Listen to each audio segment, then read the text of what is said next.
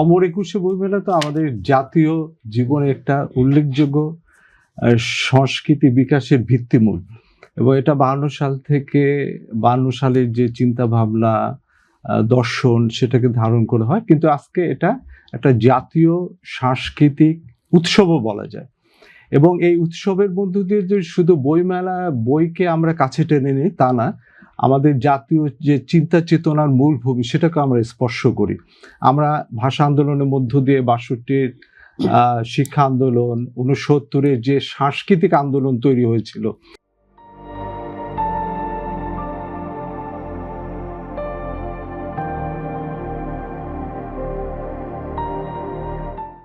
এবং যে সাংস্কৃতিক আন্দোলন, এই ভাষা আন্দোলনের মধ্য দিয়ে ওটা আরো গৌরবজনক অবস্থায় নিয়ে যাওয়া হয়েছিল 60 দশকের সাংস্কৃতিক আন্দোলন, তার পরবর্তীতে আপনার 71 মুক্তিযুদ্ধ, এগুলো সবকিছু ধারণ করে আমাদের এই বইমেলাটি।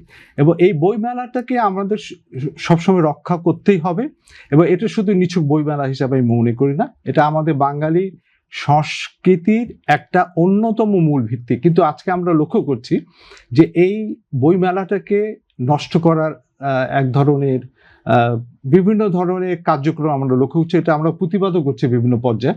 আমরা চাই যে এই বই মেলাতে নির্দিষ্ট সময়ে আপনার ফেব্রুয়ারি মাসে হওয়া উচিত, এবং এটাকে কখনো বিচ্ছিন্ন করা উচিত না, এটাকে তারিখ পিছিয়ে। কিন্তু আমরা লক্ষ্য করেছি এর আগেও যে রোজার মাসে এবং জাতীয় নির্বাচনের সময় এই বইমেলাটা সুনির্দিষ্ট সময় হয়েছে, ফেব্রুয়ারি মাসে হয়েছে, কিন্তু আমরা সেই অজুহাতে এবার কিন্তু বইমেলাটাকে পিছিয়ে দিচ্ছি এবং এখন আমরা শুরু করতে পারছি না। 21-এর চেতনার জায়গায় একটি আঘাত। হ্যাঁ, অবশ্যই আঘাত, আমি মনে করি আঘাত। কেননা 21-এর বইমেলা 21-এর মাসেই হওয়া উচিত, এবং এটা যদি না হয় তাহলে এর ভিত্তিমূলটাকে সরিয়ে দেওয়া হবে বলে আমি মনে করি, এবং চেতনা থেকেও এই বইমেলাটাকে দূরবর্তী করে ফেলার একটা হীন চেষ্টা বলে আমি মনে করি।